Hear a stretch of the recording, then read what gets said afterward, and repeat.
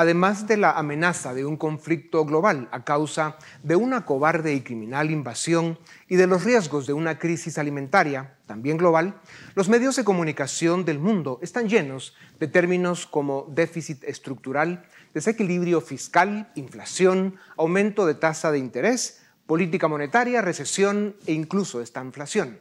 Estos complicados términos económicos tienen todo que ver con el diario vivir de la gente, con lo que les cuesta comer, lo que pagan por su techo, su transporte y su salud. Gobiernos y autoridades económicas del mundo, con demasiada frecuencia, más que ser parte del problema, son la causa. Gastar más de lo que ingresa, endeudarse más de la cuenta y emitir moneda sin respaldo han sido siempre fuente de crisis, sufrimientos y desgracias. Y si encima políticos incompetentes, populistas y corruptos hacen de las suyas, se dan las condiciones para la tormenta perfecta. Pues en América Latina y otras partes del mundo, si no corregimos el rumbo, estamos a las puertas de un huracán. Para hablar sobre estos temas que deben importar más que nunca, tengo el privilegio de presentarles a Daniel Lacalle, doctor en Economía, máster en Investigación Económica y profesor de Economía Global y Finanzas. Reside en Londres y colabora con medios como la CNBC, el Wall Street Journal y la prensa española. Doctor Lacalle, bienvenido a Razón de Estado. A principios de año estuviste en esta tribuna y dijimos que 2022 podía ser un año de mucho peligro y dimos unas pinceladas a lo que el futuro de la economía nos traería a causa del comportamiento de los gobiernos. Ese futuro llegó. Hoy estamos a las puertas de un ciclón económico que pudimos evitar. Sin entrar todavía a los temas técnicos, ¿cómo está impactando la crisis el diario vivir de las personas, de las familias, y cuánto más puede empeorar la situación?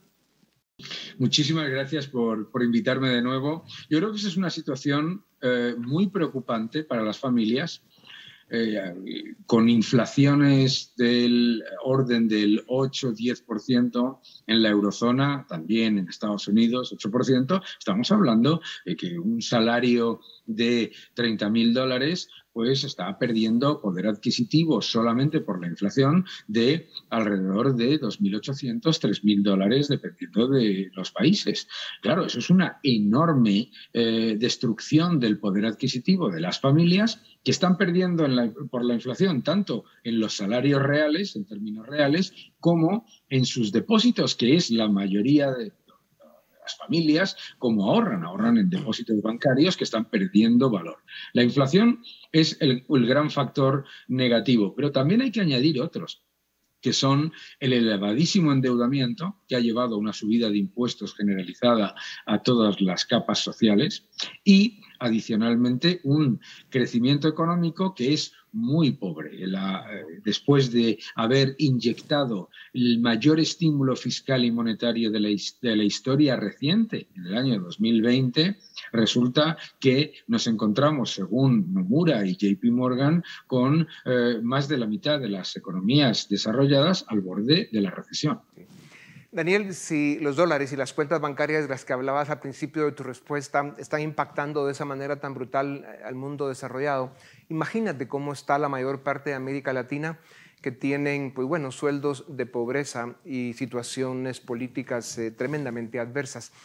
Doctor Lacalle, ¿qué pueden y qué deben hacer los ciudadanos, los jefes de familia, para enfrentar con la menor cantidad de dolores la crisis económica y cómo la pueden aliviar? Para las familias es muy difícil, pero lo primero es no caer en el error de aumentar masivamente el endeudamiento. Es verdad que es complicado recomendarle a una familia que no se endeude cuando la inflación está comiendo sus ahorros y su salario. Pero ese sería el elemento más peligroso, sobre todo cuando están subiendo las tasas de interés. También es que lo poco que tengan ahorrado en depósitos o lo que sea, que lo inviertan en oro o en dólares o en activos financieros para por lo menos protegerse de la inflación y que no ocurra como en países pues, como en Argentina o como en otros, en los que los depósitos literalmente desaparecen, más de la mitad de ellos anualmente por la inflación. Ya. Aquí en esta parte del mundo estamos intentando invertir en tortillas y en frijoles y aún así está difícil la cosa. Doctor Lacalle, si tuvieras que resumir para el ciudadano de a pie en pocas palabras las razones por las que el mundo llegó a este impasse económico tan grave, que incluso puede degenerar en estanflación, recesión con inflación, ¿cuáles serían los títulos de los pecados y cuáles los de la salvación? Yo creo que el principal titular sería: estamos viviendo la resaca después de la enorme borrachera de gasto público e inyección monetaria. Todo ese supuesto apoyo a la economía generado desde los estados está generando un efecto boomerang actualmente que nos está llevando a una ralentización muy fuerte. El exceso de gasto público, a aumentar masivamente la deuda, a emitir moneda sin respaldo, ahora se traslada a mayor inflación y menor crecimiento. ¿Cuál es la solución? La solución es, en una crisis en la que se han dado efectos de oferta porque ha habido ruptura de cadenas de suministro, porque ha habido una guerra en Ucrania y por lo tanto algunas materias primas han subido, lo que hay que hacer es tomar medidas de oferta, no aumentar el gasto público y la deuda, sino reducir la carga fiscal, fortalecer la capacidad de tener mayor diversificación de suministro, liberalizar la economía, no aumentar el proteccionismo. Es decir, lo que hay que hacer es tan sencillo como lo contrario a lo que se ha hecho en la mayoría de las economías, sobre todo en Latinoamérica, ¿no? Ya.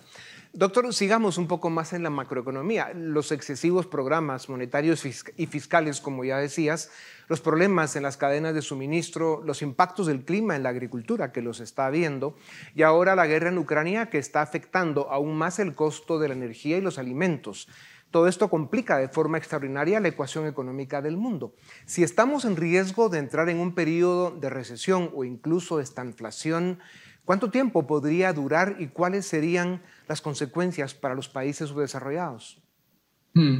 Si entramos en un periodo de estanflación es muy peligroso porque los que hemos vivido la estanflación, lo sabes bien, es muy difícil salir de ella con políticas gubernamentales y de los bancos centrales.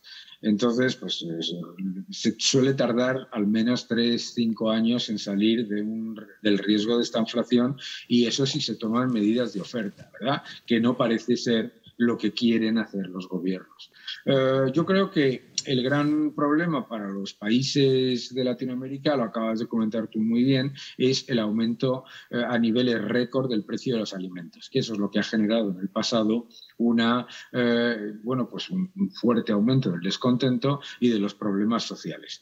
¿Y eso cómo se solventa? Se solventa pues reduciendo las cargas administrativas y burocráticas para aumentar la oferta de alimentos en cada uno de los países. Recordemos que nos estamos encontrando con una posible crisis alimentaria en países a los que se les ha puesto muchos yugos a la agricultura para poder producir aquello que no llega, por ejemplo, de Ucrania o de otros países. Es decir, lo que hay que hacer es, para mitigar el impacto de la guerra de Ucrania, es fortalecer la capacidad de generar mayor producción y mejor producción en los países, cada uno de los países que tiene enorme potencial. Y de hecho, ahora mismo, Latinoamérica debería ser parte de la solución a esos retos que tú has comentado, y sin embargo se está encontrando con grandes problemas. Ya.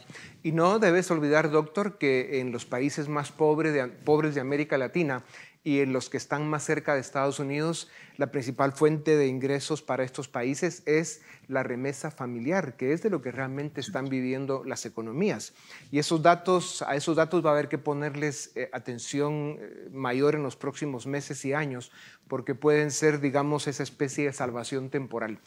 Doctor Lacalle, la técnica fiscal y monetaria indica que cuando se entra en un periodo inflacionario con excesivo endeudamiento y déficit fiscal, la racionalidad obliga a subir tasas de interés, pero esta medida es insuficiente si no va acompañada de disminución del gasto, austeridad y un plan de pago de deuda pública. Ya comentabas algo del tema. ¿Es esta la receta para salir de esta crisis?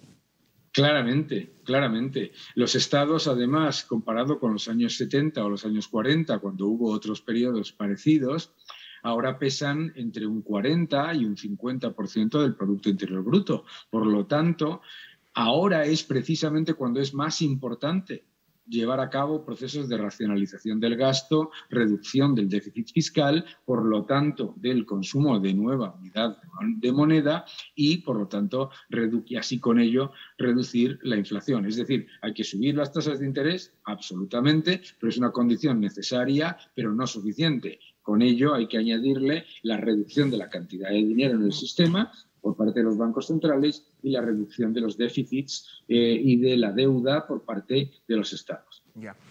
Doctor, ¿a qué llaman algunos expertos que más podrían ser ilusos un aterrizaje suave? ¿Crees que esto es posible para la magnitud de la crisis multisistémica que estamos viviendo? ¿Es tarde ya para evitarla?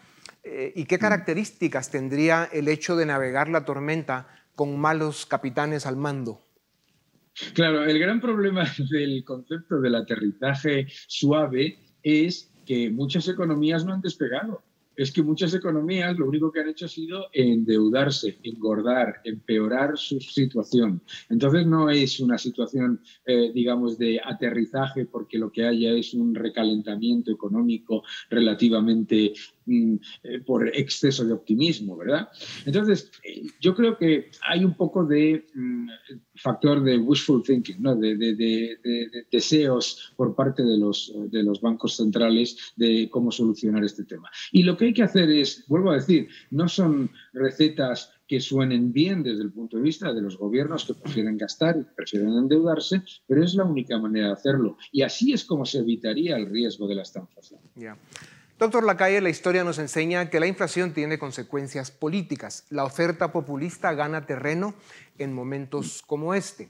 Los populistas de izquierda en sus discursos ofrecen redistribución de la riqueza, impuestos extraordinarios a los ricos, precios máximos y reparto de dinero del Estado. ¿Por qué esto nunca ha funcionado y cómo hacer para que la gente lo comprenda? Hay que explicarlo de una manera muy sencilla. Si nosotros tenemos una enfermedad y tenemos fiebre, la fiebre es un síntoma, ¿verdad? Y si para acometer esa enfermedad lo que decidimos es romper el termómetro y que no muestre la fiebre, entonces no nos curamos, ¿de acuerdo? Bueno, las políticas de izquierda populista son romper el termómetro, eso que ellos llaman control de precios, que luego nunca controlan, porque si los controles de precios funcionasen, Argentina y Venezuela tendrían la inflación más baja del mundo, no de las más altas, porque llevan con controles de precios durante décadas. Entonces, yo lo llamo romper el termómetro, porque es lo que hacen. Es decir, ellos dicen, no me gusta la fiebre, que es la inflación, no me gusta el estancamiento económico, así que voy a disfrazar las cifras económicas y voy a romper el termómetro. Pero claro, el socialismo siempre destruye aquello que finge proteger. Yeah. Clarísimo. Doctor, en América Latina el populismo está de regreso. Ya vimos, hablaste del caso de Argentina y Venezuela, que son además dos ejemplos grotescos. En parte esto es a causa de la corrupción y la incompetencia de la derecha. Sin embargo, el caso de Chile y Colombia es distinto, pues cayeron en las garras del populismo de extrema izquierda, pero después de un plan orquestado por el Foro de Sao Paulo y el Grupo de Puebla, apadrinados por Pekín y el Kremlin, usando como instrumento principal la horrenda dictadura de Caracas. ¿Cómo enfrentar al destructivo populismo en momentos de crisis económica como los que hoy vivimos? ¿Cómo evitar que los pueblos elijan a sus verdugos?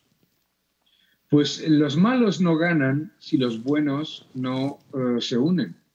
O sea, pues, si los buenos, todo esto que acabas de comentar, que es extremadamente grave, que es la injerencia en países por parte de entidades extranjeras, incluso de grupos organizados, requiere de organización también y sobre todo, ¿por qué? Porque cuando lo que te asiste es la razón y la verdad, la posibilidad de ganar es mayor. El gran error en Latinoamérica y en Occidente de las democracias liberales y de los sistemas de libre mercado es pensar que van a continuar su éxito y a continuar funcionando sin tener una batalla cultural y sin tener una unión política y de ideas. Y hay que dar esa batalla.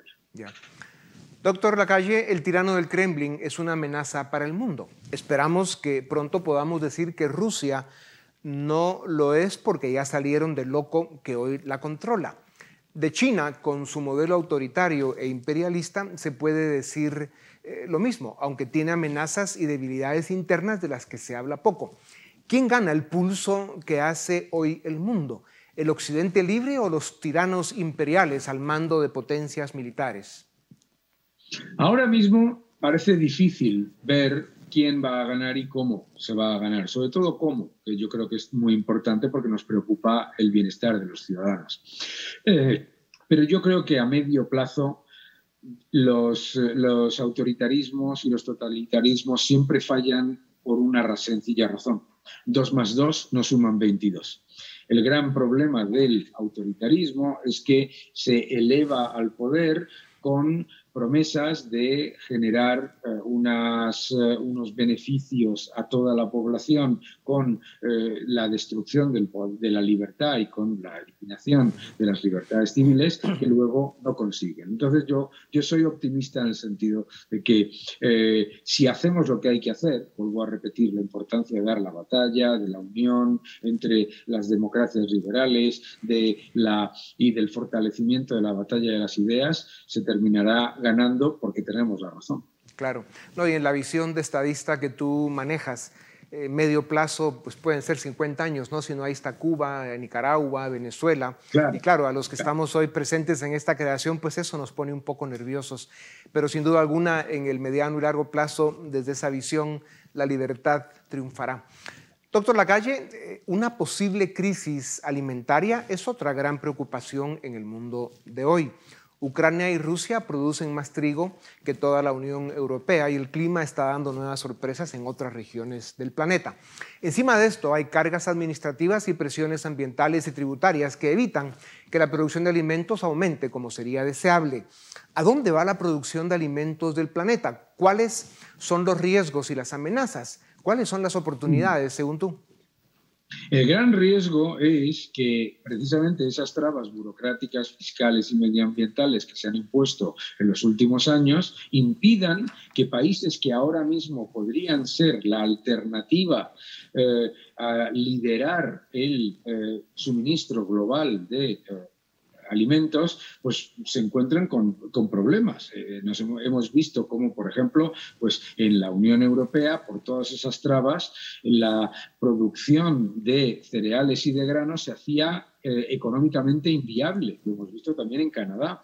Entonces, lo que tenemos que hacer precisamente ahora, Latinoamérica debería ser esa gran oportunidad para sustituir parcial o totalmente a Ucrania y a Rusia en la producción de alimentos tan necesarios para el mundo y sería una fuente de riqueza, de entrada de divisas y de fortalecimiento económico. Y sin embargo, lo que desafortunadamente vemos en muchos países es que se introducen todavía mayores asaltos regulatorios y hasta cepos cambiarios a los exportadores.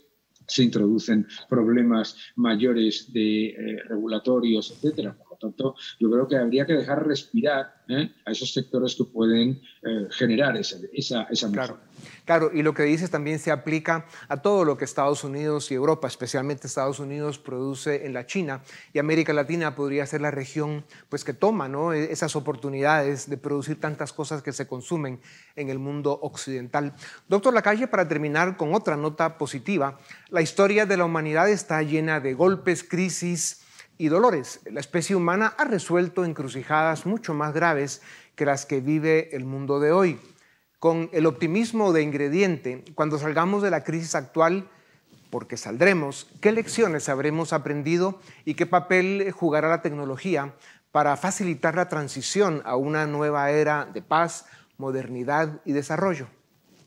Yo creo que cuando salgamos de este bache, como salimos de la estanflación de los 70, como salimos de tantas crisis, nos daremos cuenta de que la tecnología lo que ha hecho ha sido democratizar el crecimiento y el conocimiento y el acceso a bienes y servicios de la mayoría de los ciudadanos, reduciendo masivamente la pobreza. Y segundo, lo que habremos aprendido, yo creo, de esta crisis y deberíamos haber aprendido de la crisis del COVID, es la importancia de la interconexión y de la interrelación y del comercio global como ese gran factor que mitiga los riesgos económicos a corto y a medio plazo, como ese gran factor de progreso que permite evitar una hambruna en una pandemia y va a permitir, si se le deja, evitar una crisis alimentaria en una invasión como la de Ucrania. Yeah.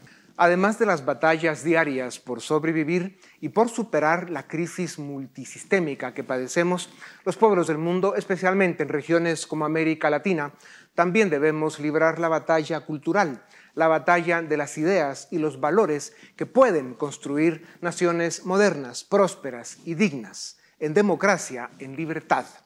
Doctor Lacalle, como dicen, la lucha debe continuar. Tú lo haces muy bien. Gracias por tu tiempo y por tus valiosas reflexiones. A ustedes también gracias por acompañarnos. Esto es Razón de Estado. Suscríbete y nos ayudas a defender y a promover los valores de la libertad.